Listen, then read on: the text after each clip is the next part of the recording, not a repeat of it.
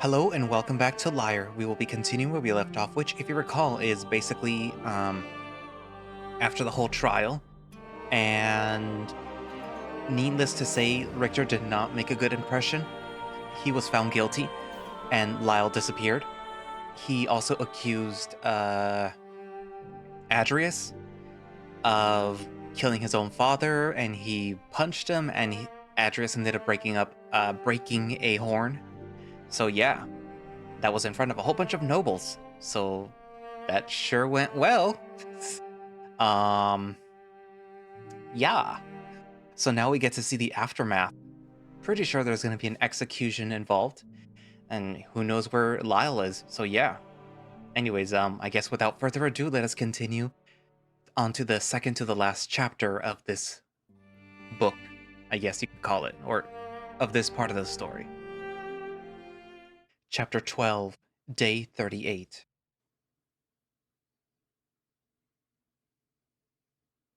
The tips of my shoes drag along the rough ground as I am hauled to the corridor. Pain radiates from my nose and my head aches, a thumping pressure banging against the walls of my skull. Although I imagine it's nothing compared to how Adrius feels with the way that I left him. I open my eyes a little bit, but opening them too much causes my head to hurt even more. Two of my guards drag me by the arm as we make our way down the twisting halls of the castle. We reach the set of stairs that lead down to the first floor of the cells, and they begin to lift me down the steps. Even with all this dead weight, I feel light being carried by their strength. We reach the bottom of the stairs and they continue to pull me down the long tunnel. I look to my left and watch as cell doors pass by, one after the other. Each doorway casting a light on my face that creates a searing pain rushing through my head.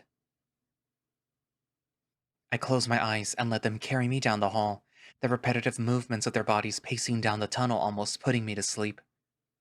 One good punch to the face is how much it takes to help me realize just how tired I really am. I can faintly hear the cell doors swinging open, and before I know it, I'm dragged around the corner and thrown against the wall with the bed. I sit there, slumped over, the pain in my face becoming more numb with each passing minute. The guard who threw me onto the bed begins to take the shackles off my wrists and throws them to the side when finished. After that, they take the shirt that I'm wearing and bring it up and over my head, my arms sliding the sleeves. It's tossed to the side, and I feel a cold wind on my upper body. He then grabs my forearm tightly and brings it up into the air, almost pulling me out of my seated position. The large rusty shackles get clamped around my wrist, and they let go of my arm as it hangs limply in the air above my head. They grab my other arm and do the same with it, the cuff tightly gripping my wrist. The only issue is my arms are now crossed over each other. It's not too uncomfortable, but then again, I just spent most of the day in chains, so I'm used to it.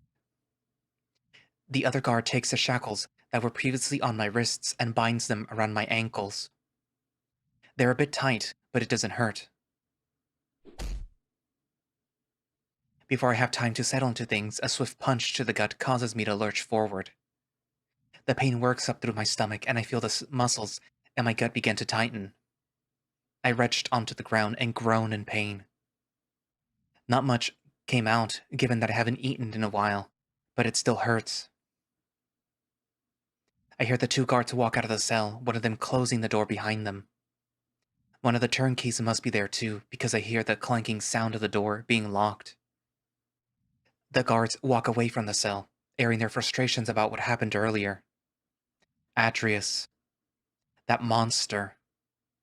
He'd kill his own kin and then blame it on me. Put me through all of this. All this time he's been pining for the presence of his departed father, putting up an act for all those around him. All this time, and he's the one to blame. The taste of vomit still lingers in my mouth, so I spit it out onto the floor. I lean back against the wall, the chains rattling above my head as my arms tug down. Everything is so peaceful now. Cold, but peaceful. Instead of drowning me, the silence now takes me in a comforting embrace. As shitty as everything is, at least now I'm alone again. Alone. I try to call out to Tigran, wondering if through it all, they've returned to my side. Nothing escapes my mouth, but I know that doesn't matter. If they are there, they would know that I need them. I get no response, though. Just the feeling of eyes. Eyes watching me as I lay there against the wall. Soon my own eyes begin to feel heavy. As I begin to close them, my mind starts to race. Most of it is just visuals and recounts of what happened, but a few questions hammer at the back of my head. Where's Lyle? Is he safe? Does he know where I am?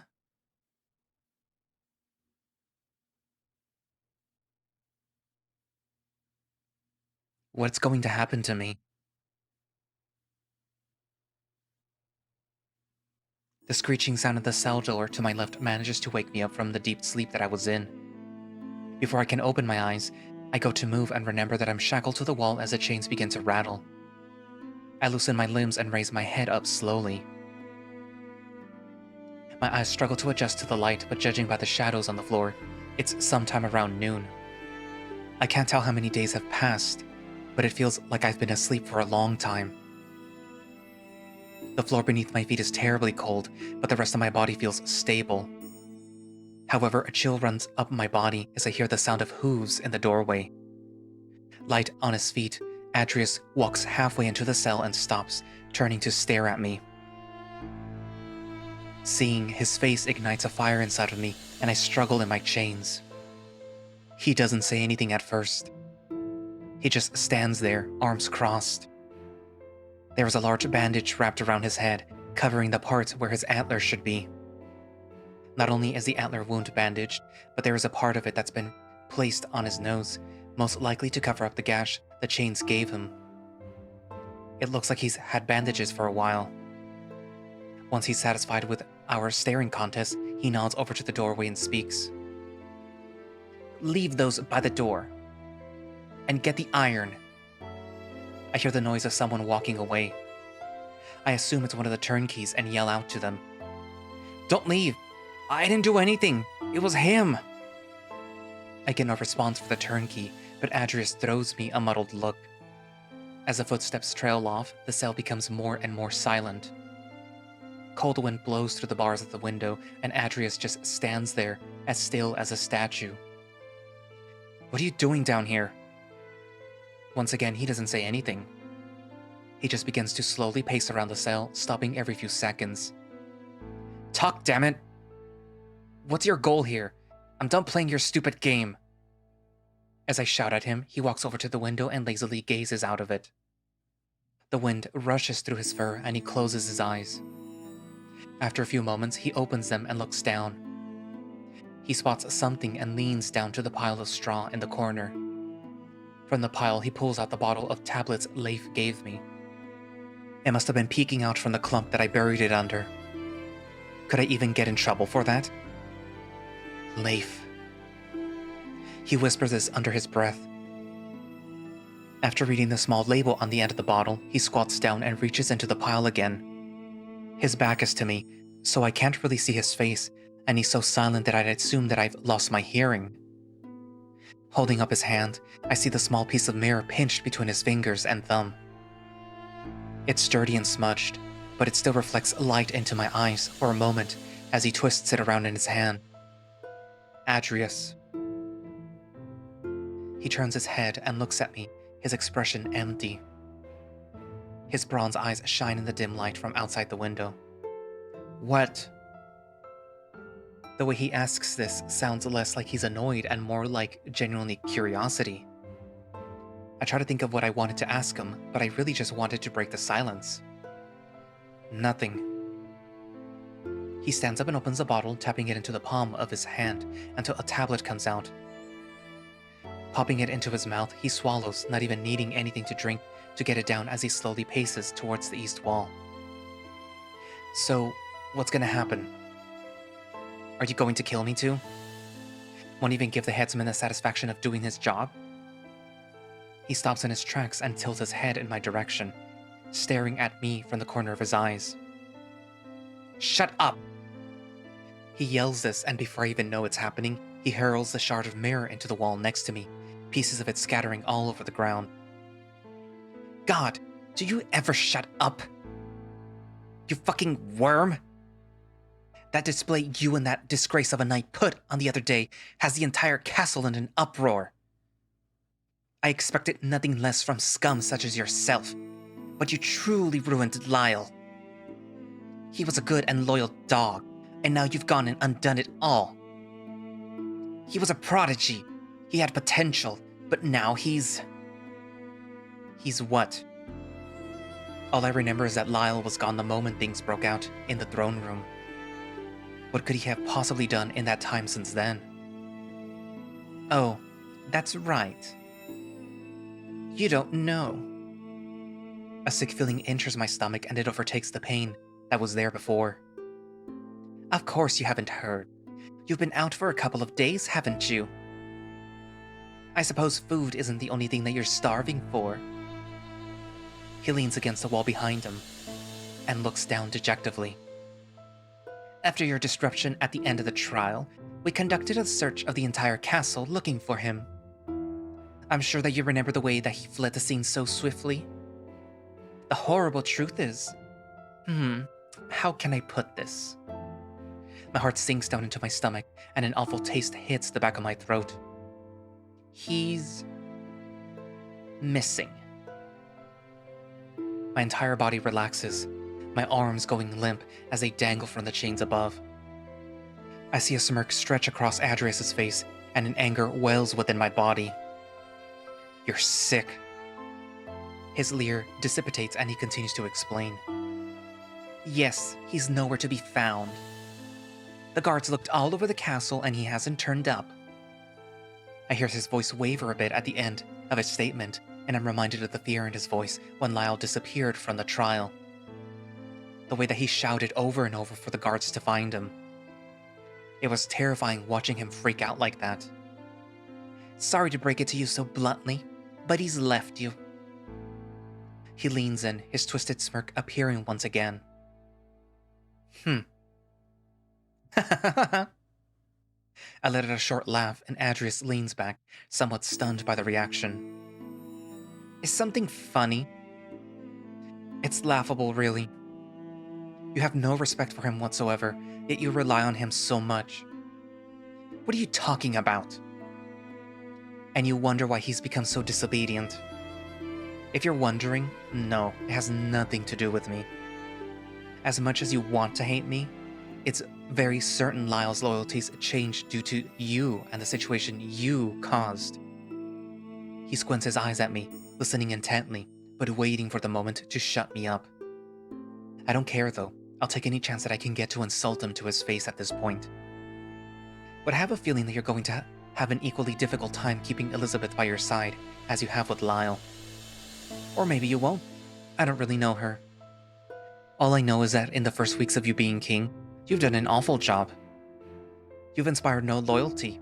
Lyle has managed to break out of the chain that you fastened so loosely around his neck. He's merely hiding from you and the situation that you've put yourself in. Nothing more. Good. Let him hide. If it spares him from the wrath that you've rained down upon him, you'll hear no complaints from me. He takes a step forward, glaring at me with a feeling that I can't really pick up on. It's a mix of emotions, but they all feel conflicted. You're a fool to think that he can just run away from all of this. The Heart's cavalry will hunt him down like the deserter he is. The Heart's cavalry? The Knights Without Borders. I see a twinkle in Adrius's eyes as he leans close to me, whispering in my ear.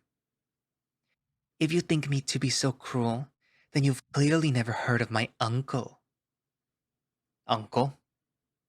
Who is he talking about? Before I can get a chance to contemplate what he meant by that, footsteps shamble their way closer to the door.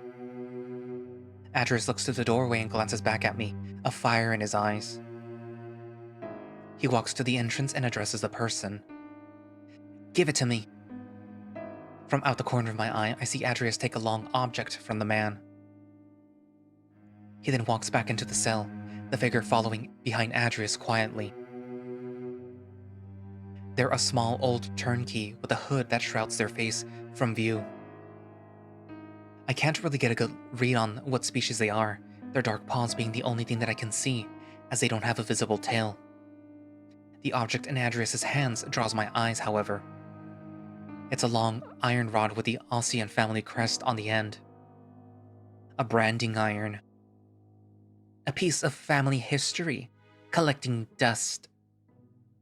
Adrius gently sets it aside, in the corner of the room, leaning it against the wall with his eyes fixed on mine. The eyes of a beast on a prowl. I'm positive that you've seen Syrian around here before. He gestures to the turnkey, standing close to Adrius with his hands clasped together. He was once a criminal like yourself, arrested back before my father even took the throne. Adrius looks down at the old man, the pitch of his voice changing. What was it that you were imprisoned for again? The turnkey turns their head in Adrius's direction and stares at him, not saying a word. Oh, my apologies. Siren here had his tongue removed with a hot knife ages ago. Siren looks in my direction and I can see a bit of his muzzle peek forward from beneath the hood as he opens his mouth, revealing a set of nasty teeth. What Adrius says is true though. I can see no tongue, only the gums beneath where it would be. It's a gruesome sight, one that I would have rather not seen. I can't exactly recall what crime warranted such a punishment, but all of that is in the past now. After his sentence, he was appointed the dungeon's torturer, to which he happily accepted. Of course, under my father's reign, he was barely given any real work. A chill runs over my whole body, and the fear begins to take over. Does he seriously mean to torture me? I assumed my way out of this nightmare would be much quicker. I believe that they were actually a doctor before being imprisoned. Is that correct? Adrius looks down at him and he nods his head. It's a stiff, inhuman movement. Their knowledge of the anatomy of different bodies is quite extensive. With how biologically diverse the people of this land are, I'd imagine that it's a very impressive skill. Siren is almost as proficient as Leif, I would say. So you're going to torture me? He freezes, his hand falling to his side. I won't be torturing you. Honestly, were you even listening? Syrian has been out of work for a very long time. I am not about to take that from him. As Adrius says that, Syrian wheels in a cart with all sorts of tools. I only recognize some of the more basic instruments, and seeing them makes my throat tighten on the inside. I wonder what he'll do first. Adrius walks forward and rubs his hand on my cheek, bringing it down to my chin. It makes my blood boil. You have such handsome, rugged features, with beautiful pearly white teeth. He pulls his hand away, a nervous expression on his face. Much sharper than I assumed a human's teeth would be. Hopefully not sharp enough to cause searing trouble when he pulls them out. Beads of sweat slowly drip down my face, and suddenly my teeth and my mouth are more apparent than ever. My body feels weak and my arms are now shaking enough to cause the chains to rattle silently. I'm kidding. Unlike your teeth, my antler will grow back. He turns to Siren and gestures to me. Siren, try not to do anything too drastic. I know you're a bit rusty, so please take your time getting back into things. You're seriously going to do this? After everything you've done, you're still okay with this? After all that's happened because of you? He now stands by the exit, his hands resting on one of the door's bars. 3 days, and then we hunt. Hunt? He strides to the door and Siren closes it behind him with a loud thud. You coward! I shout those words in his direction and I can hear them travel up the hall, like rushing water. If he causes any more trouble, gag him. I grow tired of his filthy lines and I assume you will too.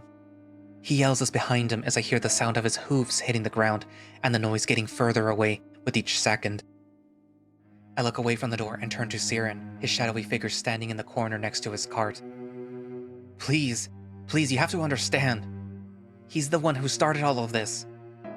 He shows no sign of listening to me as he rummages through the cart. It looks as if he's organizing things. After a few seconds, he draws closer, his footsteps clumsily as he limps with each step. I can hear rough, strained breaths from behind the hood as he gets closer. Once he's right in front of me, he places both of his paws on my collarbone. I turn my head away, not exactly sure what he's about to do, but knowing that it's something that I won't like. His paws slowly glide up from the front of my torso to my shoulders, and then my arms. The claws at the end of his fingers drag along the skin of my arms, sending a horrible shiver up my spine. He traces one of the scars on my arm, which causes the appendage to shake even more. Without any warning, he then grabs my wrist and the shackles around them, having already imprinted on the skin at the base of my hands. With a surprising amount of strength, he twists my arms along the rest of my body, forcing me to face the wall behind me. I am now standing on my knees, arms held up with my back to him. I hear him step towards the cart and clumsily grab something off of it, causing a loud clanking sound. Rotating my hands, I try to see if there's any way of getting out of these cuffs.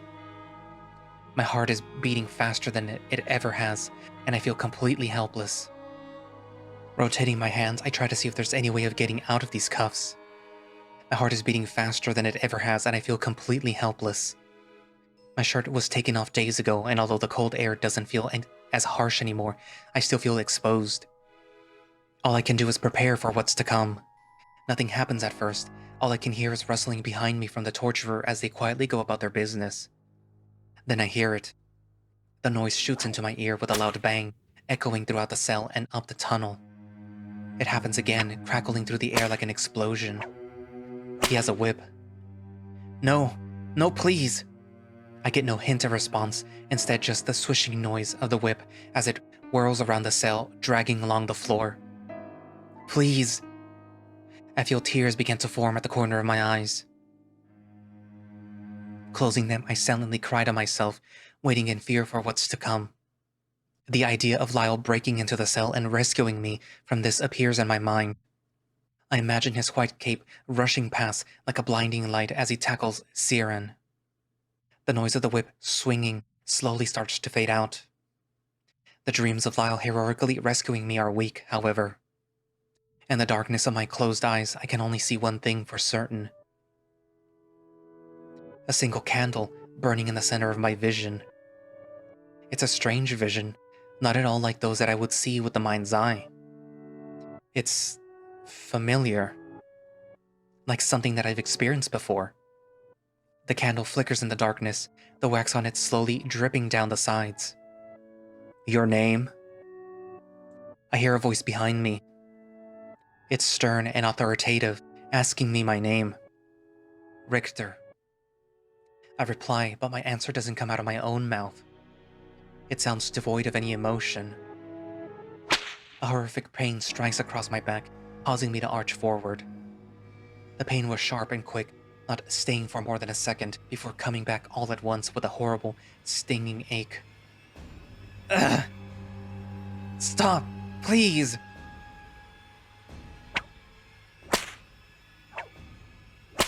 Two more lashes from the whip drag across my back, the pain almost unbearable. I let out another howl of agony, but there isn't much time to recover as another round begins.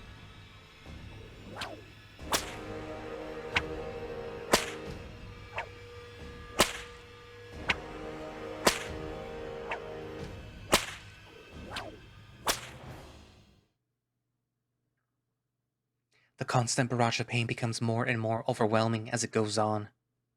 Each strike across my back is more painful than the last.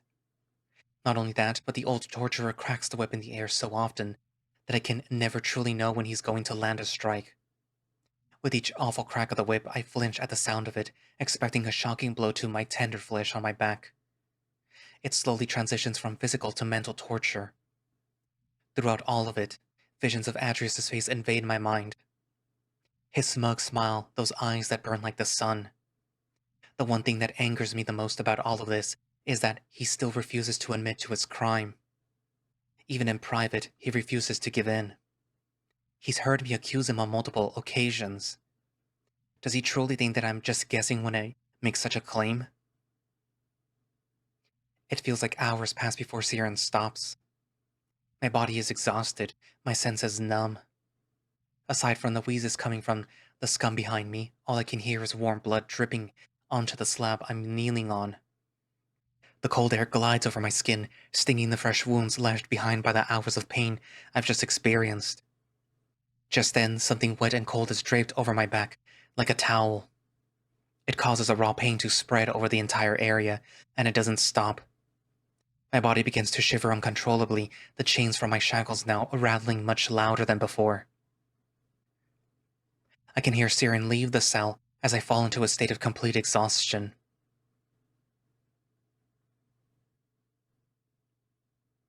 Wake up! My upper body jolts against the wall and my eyes open, the blinding light taking a moment to adjust to. I'm still kneeling on the slab of stone, the side of my face pressed into the wall. From this position, I can see Adrius standing by the door. He has the branding iron in his hands and is clanking the handle against the bars of the cell door. Siren stands near him, hunched over his small cart. I groan and position my head so that I'm looking down at my knees. The pain in my back is still there, as if no time had passed. The cold, wet towel seems to have fallen off overnight, and the crisp air rushes over the new wounds. I can't see the cuts, but somehow, it's like I can feel exactly where they are, just from the pain. I see Siren really punished you? I hear Adrius walk around behind me, swinging the branding iron around like a cane. I think you'll be having some new scars soon. He traces his fingers along one of the scars on my arm, the hard surface of his fingertips pressing into the skin. Feeling him touch me, even with just a single finger, fills me with a new kind of anger. Especially after what I've just been through. I want to shout at him, but before I can try to work up the courage, he stops touching my arm, and I feel two paws grab my wrist and body, spinning me around to face Adrius. Siren lets go and Adrius crosses his arms, gesturing to me. Speaking of these, how did you get them? These are an awful lot of scars for someone in your profession. I'd wager it's more than what Lyre has, or any of my guards for that matter. Although it's hard to tell with all that fur. You humans seem to bruise easily, however. I don't answer him, my mouth refusing to move. It's mostly out of anger in a non-verbal way, but no matter how hard I try, the answer won't come to me. Adrius takes the long metallic rod and swings it into my leg, and I can feel it collide with my bones through the thick flesh. It hurts like hell, and I let out a sharp yelp. Answer me! I can't remember. He throws back his arm to swing again. Okay, fine. I was a poor kid on the streets of the capital, okay? I got in a lot of fights. He lowers his arm, pacing over to the window and looking out of it. A typical answer. You're lying. That makes two of us. Who are you? Why were you chosen for this? Why you of all people? I'm just me. Richter. No, no, no. You're Lord Richter, ambassador from the kingdom of Erin. He shouts this in a mocking tone as he paces about the cell. I can see Siren out of the corner of my eye, cackling to himself. Of course, I only see him cackling. I can't exactly hear it. A man with a background which would allow him to keep as many secrets as he liked. And a title, a position, bestowed upon him for reasons unknown, and one that he overplays quite often. Along with your hardly hidden obsession with the life of my father and his kingdom. And yet, you still pretend to know nothing. What are you talking about? He turns to Siren, who's watching us from the corner. Siren, start working on that concoction already. You aren't being paid to stand around. The small man hobbles over to his cart and starts to dig around the shelves on the side. I have no idea what Adrius means by this, but it can only mean something bad. Erin has kept many secrets from us. Secrets that I'm very close to discovering. Throughout this entire fiasco, they refused to send word and our letters have been ignored. That has nothing to do with me. Yet, you know something that I don't. And if you ever want to see your precious knight again, you're going to tell me what it is. Siren is now carelessly mixing an odd-looking paste in a bowl. the cart he's resting on clattering as it shakes from his movements. You won't let me see him again regardless of what I tell you. You're asking the wrong person the wrong questions. So kill me and be done with it. Your father and I can sulk over the situation that you've thrown this kingdom into in the afterlife. We can share a good laugh as we watch you fumble your way through your reign. No, you will not sulk. You will not grovel or ask me for death. He leans the branding iron against the wall again, the old metal dimly shining in the light from the window. He walks closer and hisses to me in a hushed whisper. Were you not listening at all throughout the whole trial?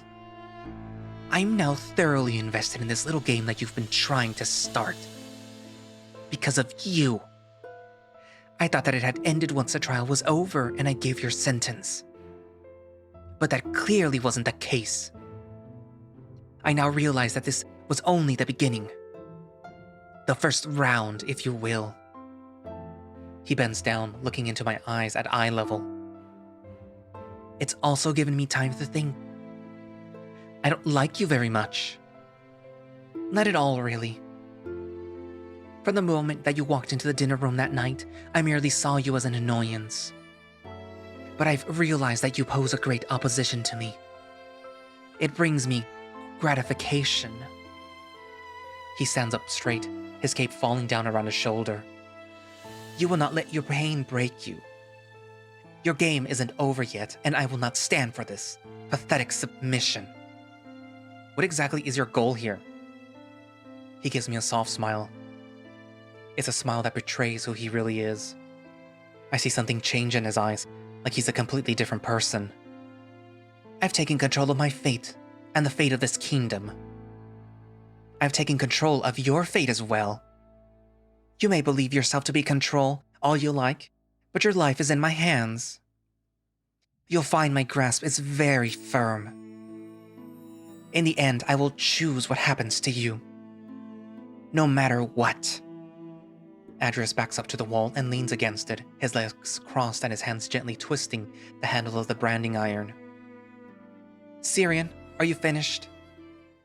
He's been silent in the corner of the cell for about a minute now, and when I look over, I see Syrian cradling a vial in the palm of his hands. He nods and walks over to my left side, standing silently and looking to Adrius for orders. This is your last chance to tell me everything you know. Or else what? I say this, looking at the vial, knowing that it probably has something to do with it. Syrian has just completed working on a decent amount of a very potent hallucinogenic. I'm not sure if you've heard of it before. It's called Weeping Dragon. A dryzine recipe. In small doses, it's not harmful, but with the amount Syrian has prepared. Syrian holds up the vial and rotates it in his paw, the contents sloshing around on the inside. It's a thick purple liquid with hints of green and black swirling about. Unlike the medicine Leif gave you to ease your pain, this won't be administered with as much care. This dose will leave you in total agony. I gulp at the sight of it, and it feels like there's rocks in my throat. I can feel my heart pulsing and beating on my chest like a drum. I already told you, I don't know what you're talking about. I'm just an ambassador. I was asked to do this. Commanded. I'm not a spy or whatever you think is going on. Every ambassador is a spy, and treason is what draws the line. Is that your final answer? Syrian grips the vial tightly, stepping closer to me. Please, I'm telling you everything I know. Give it to him. No, please don't. I almost jump out of my seat, the chains above my head and around my feet rattling as I struggle. Adrius swiftly turns and heads to the door, his hands clasped around one of the bars on the door. And make sure that he swallows it all. Please. I'm cut off as Syrian tightly holds my jaw in his grasp. I go to close my mouth, but his paw won't let me as I'm forced to keep it open. Struggling in my shackles, I try to do anything that I can to keep the substance from entering my mouth. It's no use though, and it happens so fast. The thick liquid pours into my mouth, resting on my tongue and slowly trickling its way to the back of my throat. The taste is horrendous and extremely powerful. Almost sweet, but to the point where it's painful. I don't even know what's in it, as it doesn't taste like anything that I've ever tried before. I try to gag or do anything to stop it from going down, but it's no use. Once it's well on its way through my system, Siren lets go of my jaw and backs away. I start to cough as much as I can, but it's not working. I can already hear the sounds of the hallucinogenic disagreeing with my insides. Either that, or it's already working its way into my body, getting ready to poison my mind any second now. I've never had anything like this happen to me before, and as the fear begins to truly set in, I can feel my entire body break out into a cold sweat. I'm so busy being preoccupied with my situation that I don't even hear Syrian leave the cell. The door shuts with a loud bang, and if I wasn't chained down, I'd feel that I would have jumped out of my seat. Before I can fret too much about my situation, my mind wanders to a question that's been on my mind since Adrius spoke of it. What did he mean by taking control of his fate, and the fate of Lyre? Was that truly his motivation all along? It just doesn't make sense. Trying to think about it becomes harder, though. My head begins to feel as if it's splitting open, but it's a numb pain. Something that I can't quite feel the sharpness of, but the pressure is there. Everything goes blurry, and as I try to focus my eyes, the cell begins to warp and bend. I feel like everything is spinning, almost like the mind's eye, but so much worse. My head starts to feel like there's an immense amount of pressure being put on it.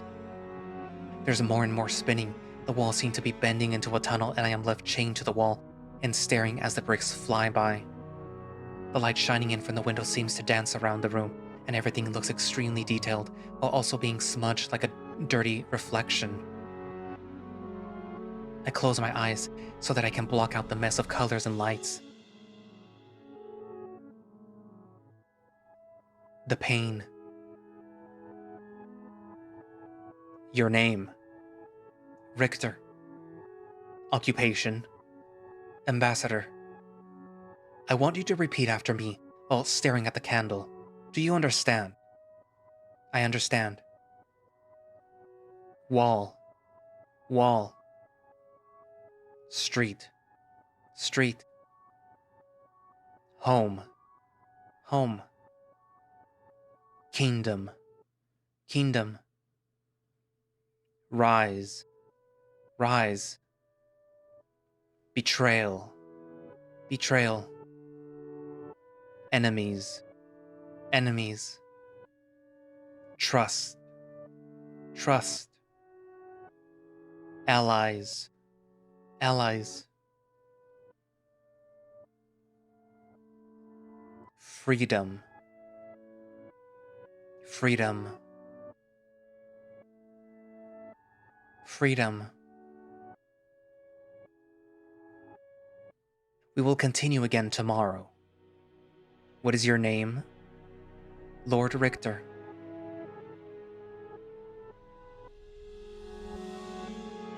The fear.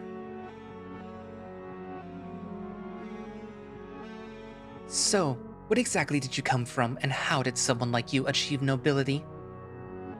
Your Highness, I'm afraid that is not a very interesting story. I'm scared.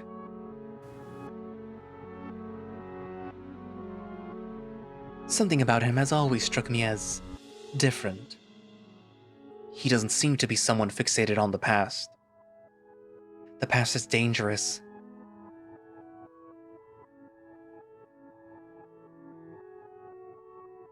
For the past month, you've been becoming your own person more and more. You finally removed your mask. Freedom.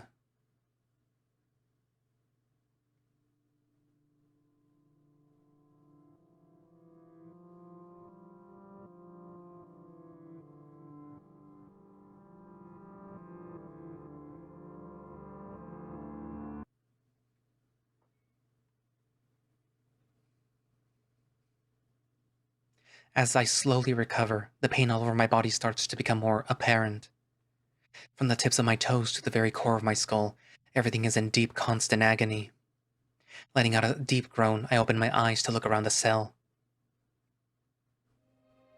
I think a day has passed, which I wouldn't be too upset about if it wasn't for the fact that only means that there is more suffering to come. I can barely remember anything about what happened after I ingested that awful substance.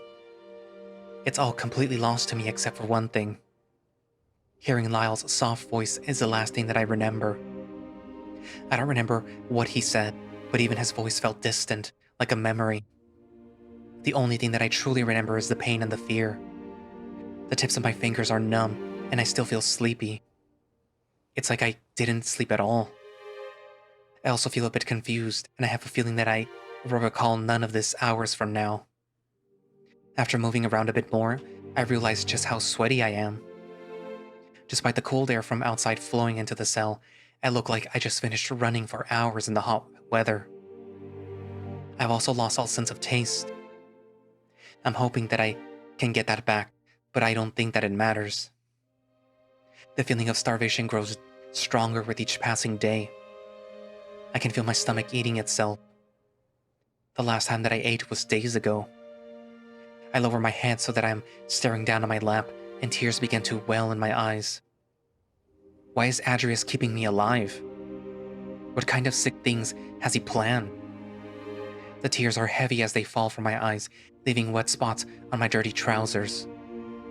My situation is hopeless, and I've accepted a long time ago that things are going to end horribly, but I just want to see Lyle again. Through it all, he stood by my side. I want to hold him in my arms and feel safe. Safe. It's hard to remember what it feels like. Hearing his voice. Hearing him say my name. That's all I want.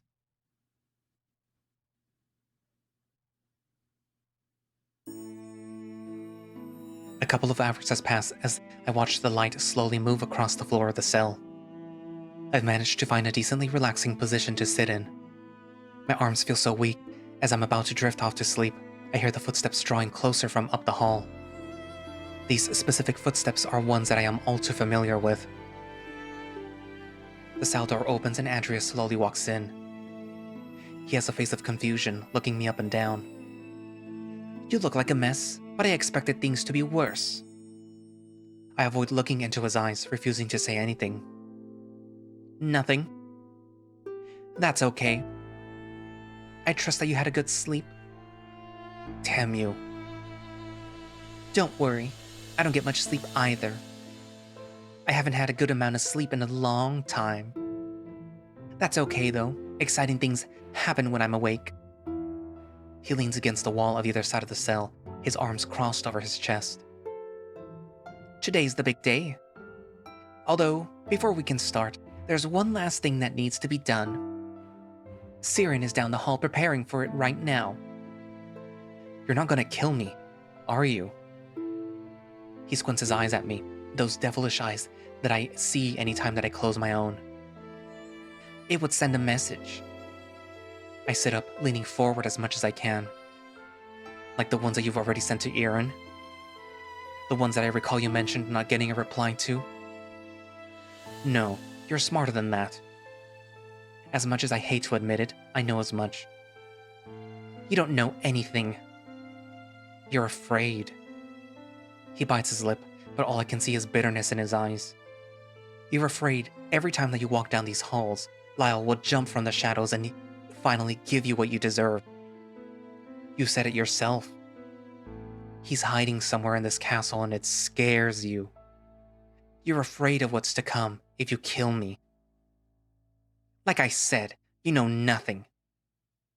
You realize that you're not as important to Aaron as you think you are, right? A pawn at best. The idea that you think an all-out war can be started over your death is amusing. It's the death of the king that you murdered that will plunge this land into fire. The people know this. From the shores of the Frostford to the woods of Pine Rock, they accept this as fact. Because they want to. He steps forward, his hands behind his back, looking out the window with a thoughtful expression. Rest assured, they'll have you replaced before your body is cold in the ground. If we even gave you that courtesy. Why do you hate me so much? Do I intimidate you? Is that it? He lets out a quick chuckle, almost surprised at this suggestion. I said it in jest, but I believe that there might be some truth to it. At first, my attitude towards you and the Drysian Lord wasn't personal at all. You simply forced my hand. Where's Kadaj? I can see the annoyance come over his body as his shoulders slouch and he rolls his eyes. I sent him to Dryers to personally offer a proposal to King Aaron. It's the only proposal that I offer and their only chance at keeping their ambassador in the fold if they accept. He meets my eyes again and shakes his head in a condescending manner. Although, either outcome isn't an issue for me. Of course you would see it that way. First me, and now Kadaj. Your assembly of advisors grows smaller and smaller with each passing day. You don't care where we go, as long as we're gone. He tuts after the cell grows quiet, my last bout of shouts echoing up the hall. Don't worry. Wherever you end up, I'm sure Lyre will be there to join you. Once we find him. After he says this, I can hear a sound from the very end of the tunnel, like a door slamming shut. Adrius hears it too, because I can see him look up at the door. I see a satisfied grin stretch across his muzzle, and I know something horrible is coming. Sounds like Siren is making his way back. Hopefully he doesn't take too long. I'm sure that you know what's coming. I try to think of what he could possibly be talking about, and it dawns on me. I look across the room and notice that the branding iron is gone.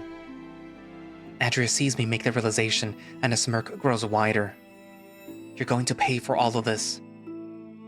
He loses his smile and is replaced with the usual unimpressed frown. I'm going to kill you for everything that you've done. I swear. He continues to just stare, almost like he's frozen in place, and after a few seconds pass, he finally breaks his silence. I'm waiting. I start to clench my teeth out of anger, wanting to yell and scream at him, but he continues. Besides, you only assume these things. You have no way of actually proving it. It's a baseless accusation, nothing more. You wore a leather cloak. His mouth is slightly ajar as he freezes in place, but he quickly replies. Lots of killers do. I'm sure that you looked wonderful in it. He walks across the cell to the door, getting ready to open it for Siren when he arrives. I know he's just trying to look like he's ignoring me. I try to think of something else to throw his way. When he killed him, he didn't have his antlers. Smart, it would be a dead giveaway if he was seen with them. I assumed that the antlers that you had grown were actually temporary prosthetics. You made a wonderful point at showing them off to me earlier in the day, thinking that I wouldn't notice. I bet that oil Leif gave you had gone completely untouched until now. I didn't notice it at first, but if it wasn't for Tigran's gift, I doubt that I would have ever figured it out.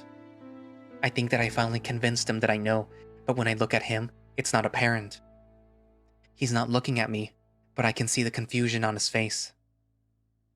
Interesting thought. You know more about deer than I expected. I fail to see your point, though.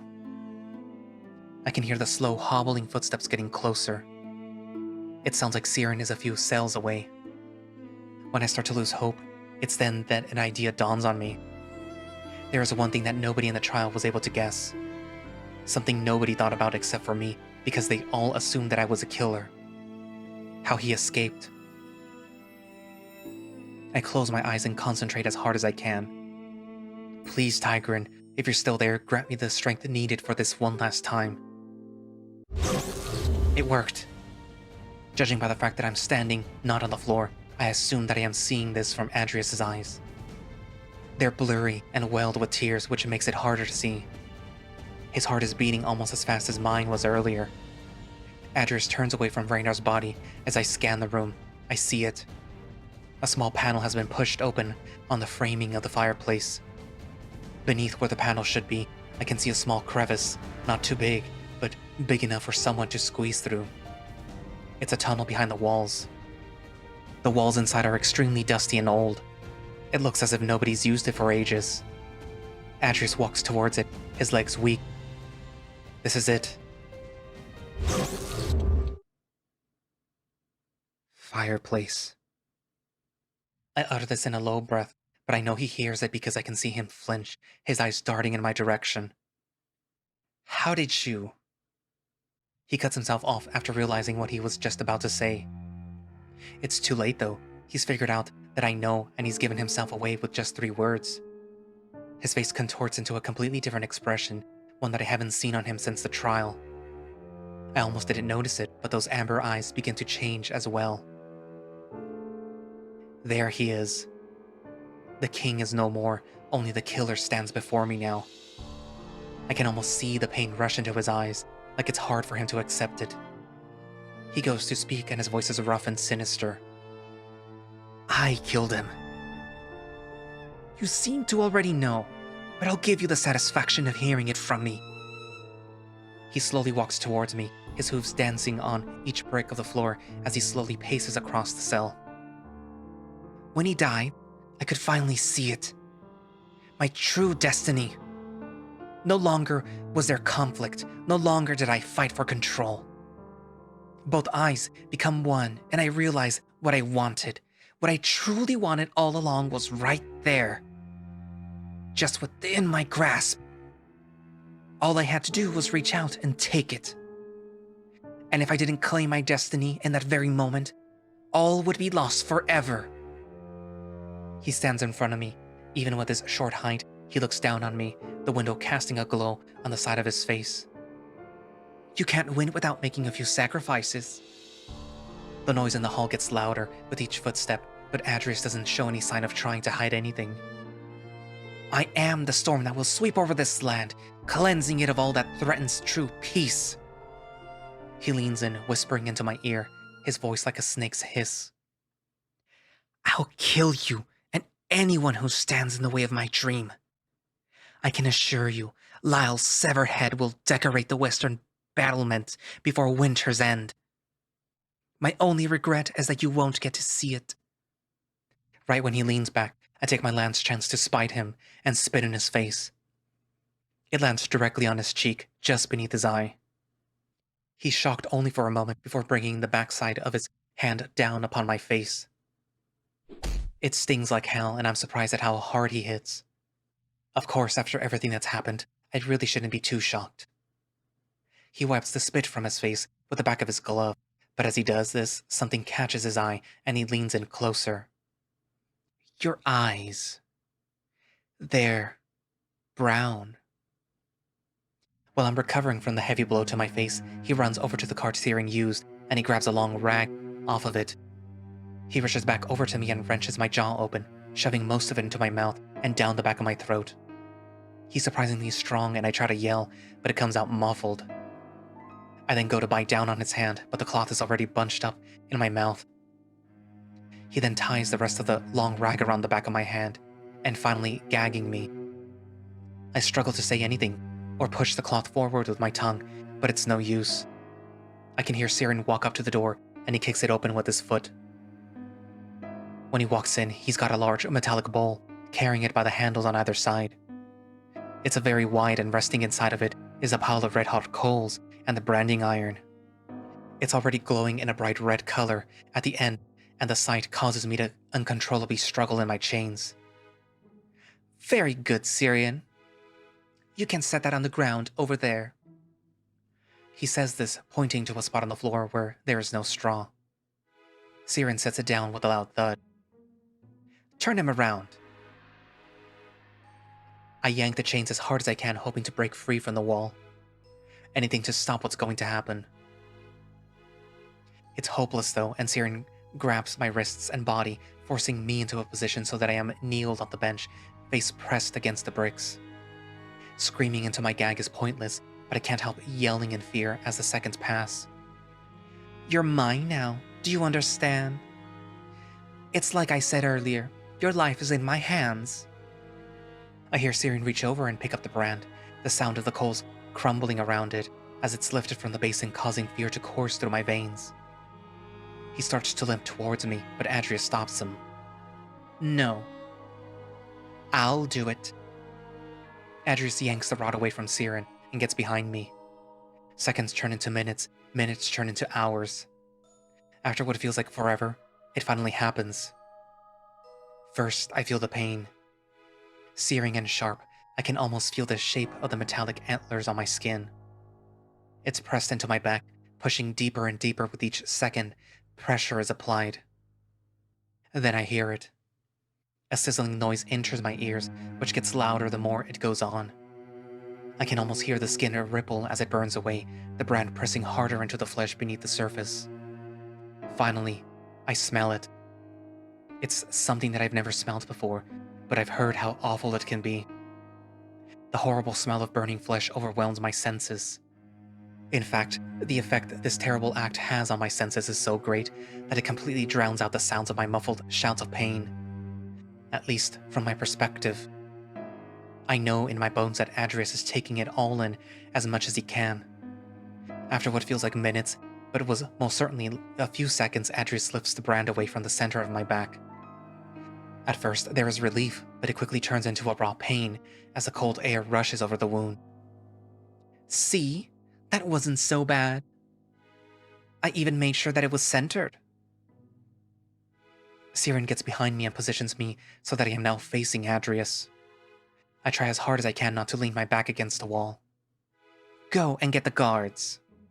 We need to get him outside on the walls before sundown. Outside? Is he finally going to have me executed? It's an easy assumption, but why the walls? Siren leaves through the door and slowly limps up the tunnel, a wheezing chuckle exiting his lips. Adrius turns back to me, but instead of looking smug or frustrated, all I can see is an attentive expression. It's a betrayal of what I've experienced in the past several days, and it sends a chill up my back. It looks like the face of someone who just woke up after a long night's rest. Where? I can hear the guard's footsteps coming up the hall at a much faster pace than Syrian. Adrius hears them too and goes to the door, opening it and walking through. Get him ready and bring him to the wall. Someone tell the executioner to saddle his horse. The guards enter the cell, one of them standing by the door while the other walks up to me. I recognize them as being the guards from before. They reach down and undo the shackles on my feet. After taking those off, a wave of relief washes over my ankles. I hadn't noticed just how much the clasps had been resting on them. Reaching up, the guards grasped the wrist on each of my arms one at a time and removed the cuffs. I let my wrists fall into my lap. The feeling of being able to lower my arms is like heaven. Examining the skin, there was a deep red marks on each wrist where they cut into the outer layer of flesh. The other guard throws me the shirt that I was given before the trial, and it lands in my lap. It's cold and damp, but after watching it lay on the floor for the past several days, it's to be expected. Put that on. I do as they say, lifting my arms up to slide the shirt over my head. As my shoulder blades bend, I can feel the skin on the back stretch. The fresh branding wound still stings along with the lacerations from being whipped. As I slide the shirt over my head and pull it down my torso, the cold cloth torments the wound at first, but the pain slowly goes away. Once the shirt is on, I attempt to stand up from my seated position. My legs wobble at first, but they're still pretty strong. The other guard has already left through the door and started walking up the tunnel. The guard by my side grabs the chains on my shackles and tugs me in the direction of the door. Walking hurts, but it doesn't feel like the pain will last. I can't afford to be slow either because the guard leading me isn't taking his time. We walk at a fast pace up the tunnel, approaching the stairs quickly. As we make our way up the hall, my mind keeps going back to something odd. Adrius is hiding something. Not the identity of the true killer, but something else entirely. The way that he acted back there was stranger than what I expected. The light from one of the windows in a cell that we pass blinds me for a moment as the setting sun shines through. I imagine Lyle leaping out from one of those empty cells and cutting down the guard where he stands. What would happen after that, though? We would never make it outside the castle. It's a stupid thought, but one that I want to cling to. We reach the stairs and the guard practically pulls me up them. My thighs are starting to ache, but I push past it. At this point, I just want to reach our destination and figure out what's going on. I have many questions just from hearing Adrius talk about what's going to happen. Why are they taking me to a wall? Why does the executioner need his horse? There's also the hunt that Adrius mentioned. No, wait. Have they already found Lyle? Do they intend to hunt him down and make me watch? No, they can't do that. I won't watch. They're going to have to force my eyes open. I just have to hope that if they did find Lyle, Adrius would have rubbed it in my face by now. At least, that's what I think that he would have done. None of this makes any sense. It's like a twisted dream. The guards lead me down the corridor, and we make our way to the western halls of the castle. There's crates and barrels lining the walls and plenty of storage closets. There's a lot of bows as well. Long bows, short bows, even a few crossbows. I see rooms where the walls are lined with weapons of all kinds. Spears and swords rest on racks, and shields lean against the walls. We even pass a few guards on the way, and they look at me with disgust. I try to avoid their eyes contact as much as possible while still looking at my surroundings. However, there isn't much else, and soon we reach the end of the curved hall. Light shines through the thin windows, and I can tell that we're close to the outer walls of the castle. A guard opens a door, and I'm tugged outside.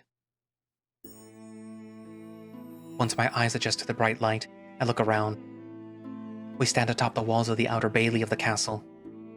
Looking over the edge, I can see that we're not actually too high up, which is a good thing because I've never been a fan of high places. The sky is filled with warmth as large pink and orange clouds consume the sky above the western mountains. Sunlight bursts through an opening in the center of the gathering of clouds, casting a bright glow over everything beneath it. Sun covers parts of the grassy fields below, and patches of purple flowers line the area around the walls. The guard behind me pushes me forward, and I begin to make my way down the long, narrow walkway. There are soldiers standing in formation at the edge of the wall, their capes blowing in the cold wind. They don't look at me, but instead look over the wall, or chat amongst themselves. It's certainly better than having everyone's eyes on me. I look ahead of them, and at the very end of the wall, just before the stairs leading above the western porticles, I see Adrius and Elizabeth. The rest of the northern nobility are seated in chairs behind them. They talk amongst themselves, but I don't see Lord Galen or Braden. It's only the ones who decided that I was guilty. As I get closer, the guards leading me stops and pulls me back, stopping me from going any further. There's no barrier on this part of the wall, the floor beneath my feet leading directly off the edge. Even with the small stature and missing antler, Adrius stands tall and proud at the top of the wall. His cape blows in the wind behind him, the golden light from the sun making his fur glow with a bright, warm color. Looking at him, you wouldn't think that he just had someone tortured for days on end, along with participating in the act. When I look at Liz, she's the exact opposite of Adrius. Aside from her perfect posture with her head held high, I can tell that she's tired. After everything that's happened, I don't blame her. Her eyes are sad, and most of the color in her face is gone. Her long auburn hair whips about as the wind picks up, the light making it shine a ruby color. I want to yell out to her and scream the truth. The gag in my mouth makes that impossible, but I know that it wouldn't matter even if I could. It would just put her in more trouble and place a target on her back. A vision of her standing in the same place as me, getting ready to die. It makes my insides roll in pain. That's not what I want at all. I just wish that I could tell her to get out of here and run away from it all. Adrius begins to walk down the stairs, throwing his cape behind his shoulder. He waves his hand, and the guard holding my chain positions me so that I am facing west, standing near the edge of the wall. Do they mean to kill me by pushing me off? A fall from this height wouldn't kill me, let alone harm me in any way. My legs might buckle once I hit the ground if I didn't roll, but other than that, I've jumped from heights like this before and been fine. However, my muscles aren't as strong currently. Adrius reaches the bottom of the stairs and gestures to the hills and mountains beyond. Lord Richter, you were found guilty of the murder of the king, along with many other crimes. For this, you have been sentenced to die. He turns back to me, a soft smile on his face. However, the laws do not decide how my father's killer dies. He walks up to me and rests his hand on my shoulder, standing by my side and gesturing to the hills. You don't deserve a beheading. No, instead, I'm going to give you a chance. He snaps his fingers, pointing at me, and the guard to my right begins to remove the gag from my mouth. Once it's gone, I cough and relish in the feeling of relief. My throat feels dry and I can still taste the cloth in my mouth. Getting my sense of taste back has never been so awful. We're going to have a hunt. He takes a key from the guard and begins to unlock the shackles on my arms. Once they fall to the floor, I caress my wrists, feeling the indents that the cuffs left. I so badly want to punch Adrius and knock off the other antler, but my body refuses to move. It could be fear or restraint that's holding me back, but deep down I want to kill him with my bare hands right now. I just don't know if I could. I've never murdered anyone before. In this hunt, you're going to be the quarry. The quarry? Of course. It all makes sense now. He wants me to run for my life. He wants to enjoy the fact that I think that I have a chance. It's all very simple. Once you're on the ground, you're going to run. Run as fast as you can across the hills towards the mountains. You'll get a decent head start, too. Just kill him already! The Bear Lord shouts this in a jesting manner, but nobody laughs. Adrius just nods in his direction with an annoyed expression. Silence! He pats me on the back lightly, and I wince in pain. If my headsman manages to catch you, he will kill you. This is your only chance.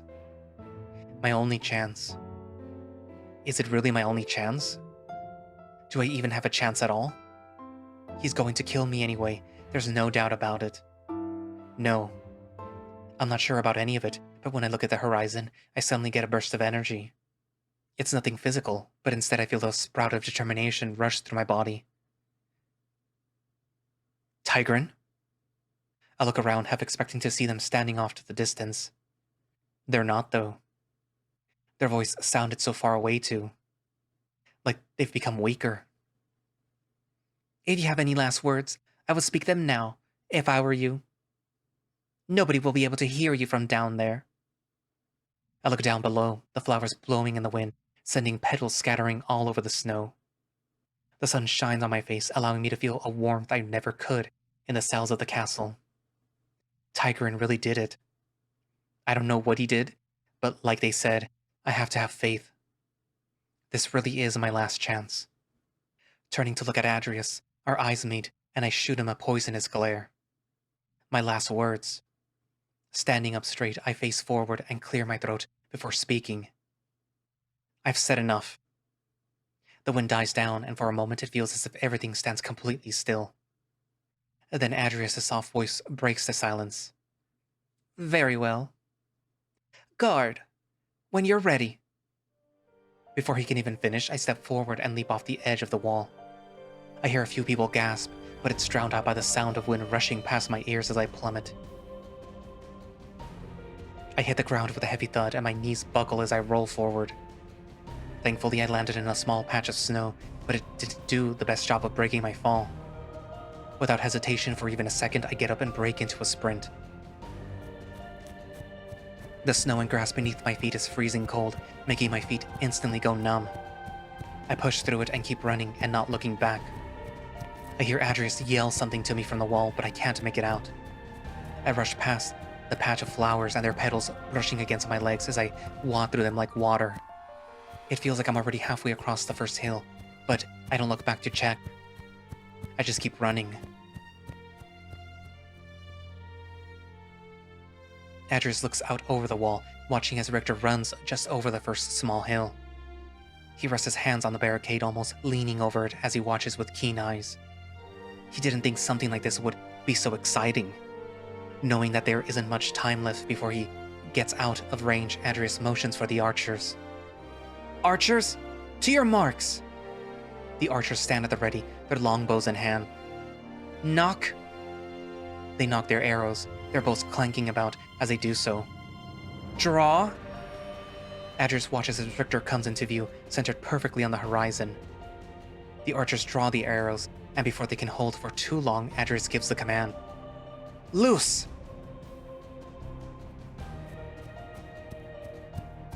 Just as I make it past another patch of snow, something swiftly flies through the air behind me, landing a few feet to my left. It's an arrow. This is followed by more arrows landing in my general area, one of them landing a few feet in front of me, causing me to stagger to the right. That bastard. He's having his soldiers shoot arrows at me. I don't stick around to wait for another volley as I pick up my pace, trying to run even faster than I was before. My arms and legs are in so much pain and the bottoms of my feet are on fire. I can feel the cold air rushing into my lungs. It stings like hell, but I keep running. Adrius watches as the arrows land near Richter, each one narrowly missing him. A rush of energy goes up his spine as it happens, and he turns to Liz, who is now by his side. She watches with a nervous expression, but he disregards this. Call for the headsman and tell him to begin riding out. I want to make sure that he doesn't get too far away. Right away. Liz turns away to go and relay the information to a guard. Before Adrius can prepare his archers to let loose another volley, he notices that she's stopped and is now staring over the edge again. This time, however, she's looking at the area just beneath the wall with a quizzical expression. Elizabeth, I am not sure if you know, but that was an order. I think that order's already been carried out. Confused, Adrius runs to the edge of the wall and looks over. Sure enough, the headsman's mounted on a horse, wearing their dark cloak, having rode through one of the wall's exits. His axe rests on its side, ready to strike down Richter with a single swing. He's riding awfully fast. Isn't that what you want? Her tone has a certain bitterness to it, but Adrius ignores her. Come now, Liz. This is the sport of kings. He doesn't deserve a quick death. Something isn't right. Adrius squints his eyes, watching the headsman ride across the field, snow and dirt kicking up beneath the hooves of their mount. From beneath their billowing cloak, Adrius notices the type of horse that they're riding. It's a large breed, but that makes sense. The headsman is a very large man. They have a black coat, dark as midnight, and their mane is stark white. As Adrius studies the horse, he sees a flash of crimson from underneath the cape. Adrius practically rises himself off his hooves as he lifts himself above the barricade to shoot over the walls. Archers! Fire on that rider now! The archers begin to knock their arrows, and Liz rushes back to Adrius' side, throwing her hands in the air. Adrius, what are you doing? You don't see it? Take a closer look. He rushes to her side, grabbing her by the shoulder and pointing out over the horizon towards the headsman. As I sprint across the fields, I try to focus on the horizon and the sky beyond, not allowing the arrows to slow me down. The clouds begin to part and the sun once again shines through the opening. The sky is made up of the brightest colors that I've ever seen. Pink, yellow, and orange, the clouds are soaked these colors in as if it were paint. It gives me a feeling that I don't think I've ever felt before. Despite how cruel this world is, with all of its faults, it's so beautiful. Just as I'm about to reach the top of another hill, I hear hoofbeats behind me. It's the headsman. The noise gets louder, and with each thud, I feel my heart begin to beat faster than it ever has. Tigran, please. If you're there, I need your help right now. Sprinting faster than I ever have, I close my eyes as tears start to form. Like a child slowing down at the end of a race, I start to feel myself decline. No matter how hard I push myself, my body is starting to give out. To make matters even worse, I hear another barrage of arrows fly through the air behind me. My lungs feel like they're about to burst out of my chest as I continue to push myself up the hill. The bottoms of my feet are completely numb, and I'm starting to not even feel my legs. As I reach the top of the hill, I pray that one of the arrows hits, putting me out of my misery. But none of them do. Instead, they make their landing far behind where I am. Am I out of range? Did they simply miss? Richter! I come to a stop and turn around. It's Lyre. At first, I think that I'm seeing things, but there he is, riding across the field. He throws off a dark cloak and tosses an axe to the side. It lands in the grass behind him with a thud, and the head stuck in the ground. The horse he rides is bigger than any horse that I've ever ridden. They have a black coat with snow-white hair, and as they gallop faster, Lyle leans off to the left, holding out his hand. His armor is different too.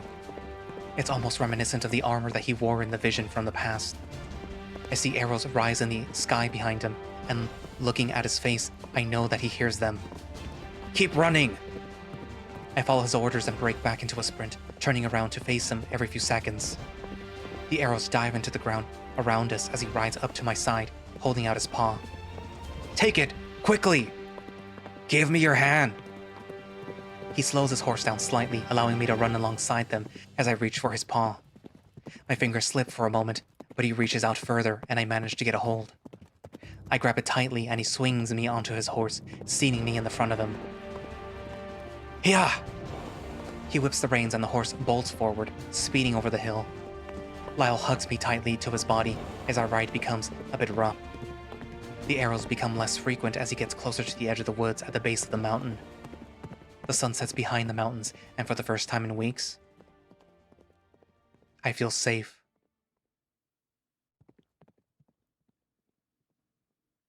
The last barrage of arrows lands just behind the two of them, and Adrius accepts that they are finally out of range. The sun sets over the mountains, casting a deeper amber glow around his body from behind. He sees Liz look over at him, uncertainty on his face, but he doesn't pay her any mind. His eyes are only trained on the rider in the distance, their cape billowing in the wind as they get closer and closer to the horizon. Closing his fist, a cruel and conflicting smile stretches across his face as he clenches his teeth. The nobility seated above the porticos are in an uproar behind him, Liz trying to calm them down. Some of them are clearly upset with the way that this execution is playing out, but others try to quiet them, saying that this is tradition. Adrius lets out a sigh of relief and turns to Liz. Liz, the hunt isn't over yet. I've managed to bring the beast out of hiding, and we've granted them the prospect of hope. Now is when things get interesting. Send out the Heart's cavalry.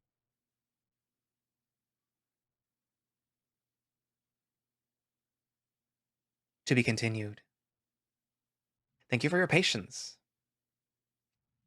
Ooh, so Lyle came through in the end. But apparently, they are not out of the woods yet, because apparently the Heart's cavalry, whatever they are, or I guess the Knights Without Border, so I guess it's just literally knights that can walk all around Tigran and carry out whatever it is that they have to do. Yeah, so apparently they're going to be after the both of them now.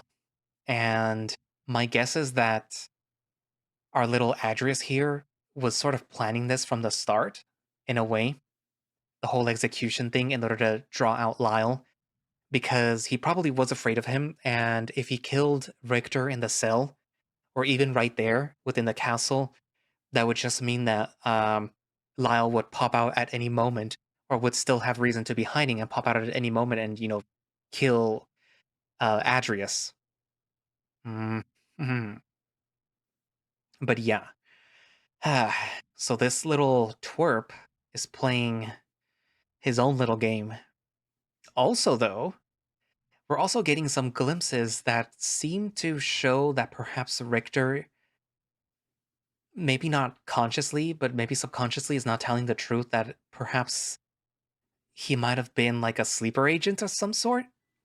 Because it it looks like he was going through like a hypnosis thing where he was being trained or something into the position that he got. So who knows? Also, this is the second to the last chapter of this quote unquote book.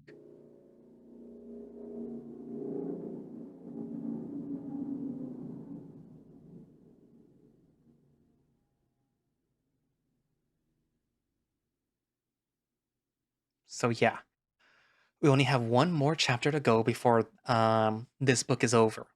But that doesn't mean that the story of Lyre is over. It just means that this portion of the story will be over soon.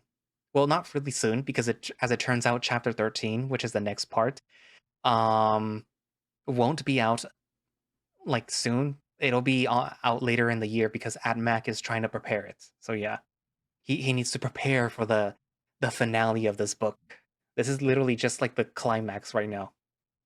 Anywho, but yeah, so yeah, write down in the comments what you think, and thank you all for watching slash listening. If you would like to play Lyre yourself, you can do so by going down into the link in the description to the Sky Peanuts Twitter page. Unfortunately, now because of a certain not even rich idiot who owns Twitter, you can't actually go down to the link for Sky Peanuts Twitter page unless you actually have a Twitter page, a Twitter account.